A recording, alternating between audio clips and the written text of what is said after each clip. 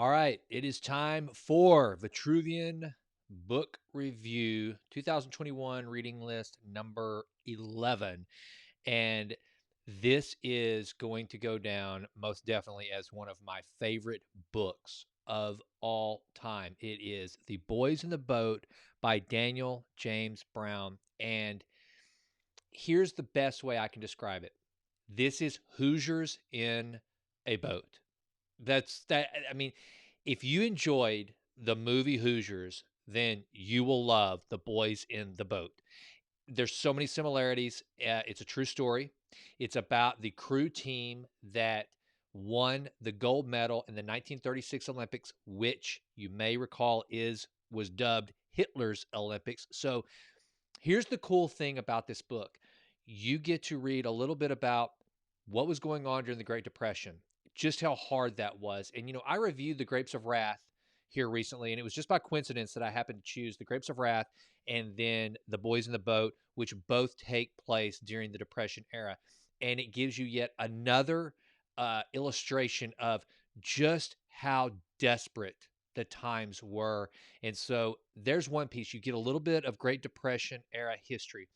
You start to you get a sense of what Nazi Germany was like, and I'm telling you, Daniel James Brown does a great job of giving you just enough of World War II and the events leading up to World War II and Nazism and what was happening with the Jews in Germany at that time. Without, I mean, it's like a little miniature history lesson to kind of set the tone going into the Berlin Olympics of 36. But there's also a really, really amazing story that this book tells, and that is the story of Joe Rantz. This was not, I've done some research after reading the book. I got so into it about Daniel James Brown, and whenever he was researching the book, this was not his intention, was to go and write this book about Joe Rantz. Well, I take that back. He knew he wanted to do the book, and then he really, after he met Joe Rantz, he wanted to write a book about his life. And Joe Rantz was like, absolutely not. That's just, and when you read the book, you'll realize why, that's not something Joe Rantz would ever have wanted, was to be the focal point of any story. But he said to Daniel James Brown, he said, but you can write about the boat. And so essentially it's about all of the crew members that made up this 36 Olympic team, their backgrounds, where they came from. They came from different walks of life. But Joe Rantz, this is a guy that at the age of 15 was essentially on his own. And I don't want to give you too many details, but I can just tell you this.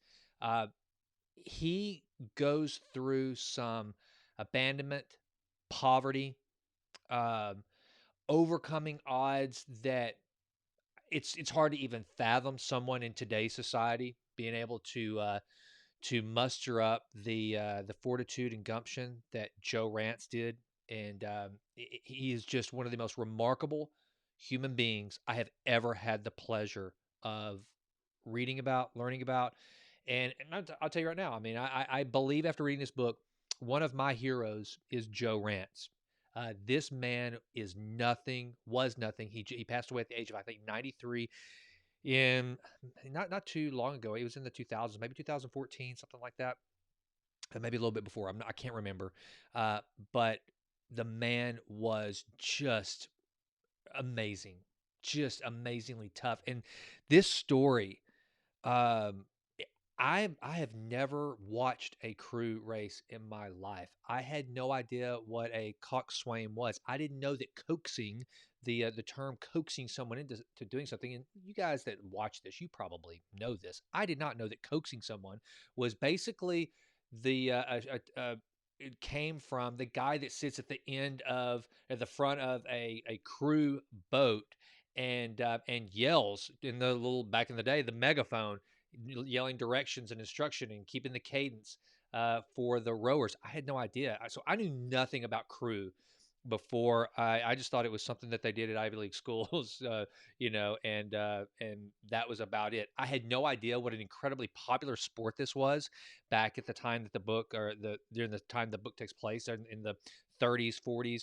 It was a huge, huge deal. And you got to realize that in 1936, The West. So where Joe Rantz, he went to the University of Washington. That the crew team was the University of Washington crew, the varsity team that actually went on to the Olympics to win gold.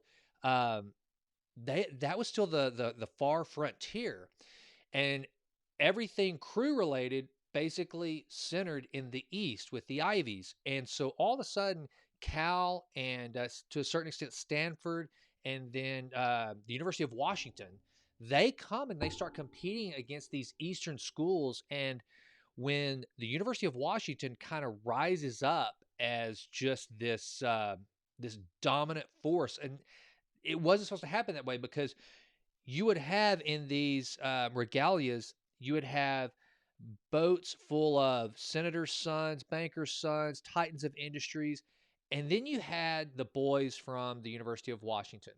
They were people like Joe Rantz, who, when he wasn't rowing, he was out trying to fit. He was living in the basement of the YMCA, trying to figure out how he was going to be able to stay at the University of Washington with no help from anyone, eating bologna sandwiches as a delicacy, and basically just doing everything he could to survive. They were the sons of farmers. They did not go to finishing schools. They had no influence. I mean, if you had one of them, I think the most prominent member of the crew team, maybe his dad was like a dentist. I mean, these were just average, everyday West Coast, Pacific Northwest boys that had learned to work hard as a means of survival.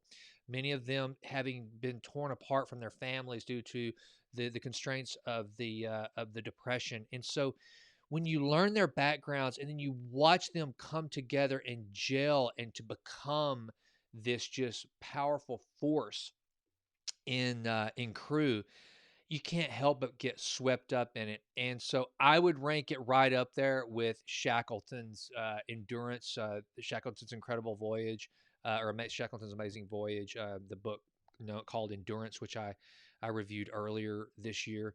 It is The Boys in the Boat. If you want a real life tale that will inspire you, that will motivate you, that will give you just a sense of kind of America's history.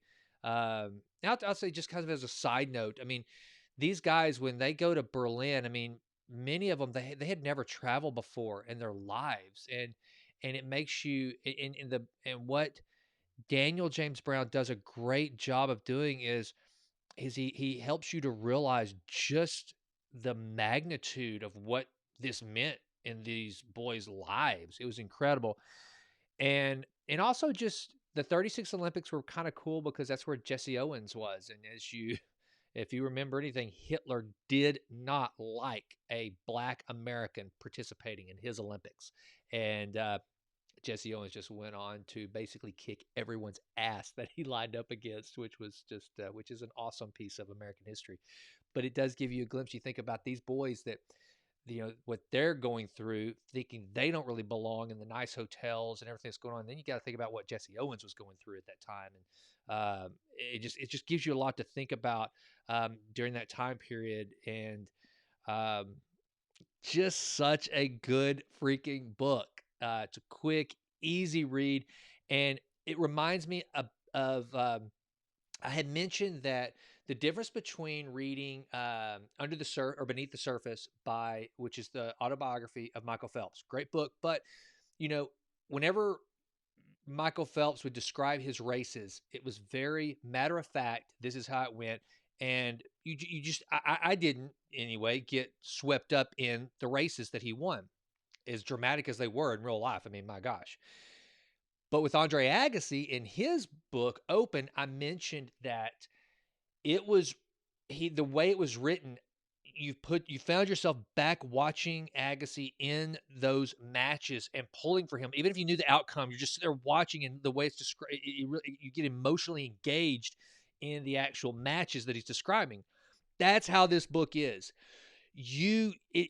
There were several times I choked up reading about how they would how the coxswain of the University of Washington crew would like hold them back and hold them back, and then all of a sudden, when they just become these guys that no one can beat. I mean, there's basically no one can beat them. They could be like 5 links back, and I think it wasn't in the Olympic trials, but it was it was the regalia leading up to the Olympic trials that essentially their coach is watching, and he's up. You can tell he's like, I don't know what this coxswain's doing. This is not what we decided, and because they're just falling so. University of Washington is just so far behind, and so far behind in the description of the race and the crew and what's happening, and then finally all of a sudden it's just like, okay, boys, let's do this. And it recalls what he said to the boys, and he said, give me 10 big ones, and then boom, and so you can just envision in your mind this race where University of Washington is counted out, they're in last place, and then just at their decision, at the point at which they decided, they just blow past everybody and win. And it's so awesome. And then they go on to the Olympic trials, and again, a bunch of farm boys, foresters, whatever, they're not supposed to be going to the Olympics. This belongs to an Eastern school, right? And so I guess it was either Penn State or the University of Pennsylvania. They came in second during the Olympic trials. And after the University of Washington, they're celebrating and everything. And a gentleman by the last name of Burke, he lets the University of Washington's coach and rest of the team leadership know that, well, just so you know, you're going to have to pay your own way to the Olympics. Now, and he mentioned that Yale had paid their own way, and I guess Harvard, maybe they had gone before, Princeton. I mean, again, not hard for a group of kids from one of the Ivies to scrape together the money to get to the Olympics. A bunch of guys like Joe Rantz, whose father basically left him alone at 15, and all the rest. The idea of them getting the money together is probably not going to happen. And this Burke guy, just so happens he's a big fundraiser and a Penn guy. And so he says, because Penn came in second in the trials, that they would, humbly accept taking the University of Washington's place at the Olympics. And so imagine it's like they overcome all of these odds just to qualify for the Olympics and go to Berlin, only to be told, oh, by the way, you've got another mountain to climb. You got to pay for it yourselves. But they get there. They do. And they bring home the gold. That's not a spoiler alert. That's why the book is written. So, but just reading and getting all the background on these guys, the time it took place, it is so worth the read. So, of all of the books that I have recommended for 2021, this one, endurance, as you guys remember, if you're watching these, I was pretty high on endurance, and I am still high on endurance, but The Boys in the Boat is right up there with it. This is a book that I'm going to refer to again. I'm going to read this one probably over and over just for inspiration and just as a reminder of, when we think that we've had tough times, and we've had some tough times and some weird things happen in recent history, but there was a time in this world where some really, really, it was in this country where there were some really, really big time odds that were overcome, that it just makes everything that happens today in our very, very, very first world, America, seem pretty trivial by comparison. And so that's just a good reminder. Everything's relative. I get it, but it's a good reminder. And this book reminds you of a lot of things that a lot of people have overcome. And so with that, Boys in the Boat, check it out. The Vitruvian Project, thank you for being a part of it by watching these reviews. If you would, please go to the Facebook group, The Vitruvian Project, and join into the community. Please subscribe to the Vitruvian Letter, my very short, concise newsletter where I just, take a few little nuggets of whatever I'm studying, be it nutrition-wise, physical, fitness-wise, what I'm reading. I read a lot of scientific research papers on neurology and neurochemistry, and just the things, whatever it takes to improve always in all ways. That's what I'm after. That's what I'm shooting for. And I give you guys just a little nugget of that in the Vitruvian Letter. So you can do that by going to Jason Wright Now, my name, jasonwrightnow.com, or thevitruvianproject.com, and you'll immediately be prompted to sign up for the Vitruvian Letter. I really hope you will. And then I am putting together something that I'm really proud of. I'm going to be putting together some courses for Vitruvian University, to where it's just things on health, fitness, just things that I'm studying. Again, this whole idea of a growth mindset. I want to do a class on growth mindset, how you can establish a growth mindset, habit development. So please check back to the entire in all areas of the Vitruvian project ecosystem. Check it out. Find what works for you. Please follow me on Instagram at Jason Right Now. That's Jason Right Now on Instagram. I would really, really, really appreciate that. And with that, tell some other people about the reviews. Let me know what books you're reading, please, in the comments. Please recommend some books to me. That's how I found out about the Boys in the Boat. One of my buddies who subscribes to the newsletter, who watches the reviews, and is a part of the community, he said, you've got to read The Boys in the Boat. If you liked Shackleton's, if you liked Endurance, you'll like this one. And he nailed it. He was absolutely right. So please, please, please make those recommendations. I would be most grateful. And with that, thanks and happy reading.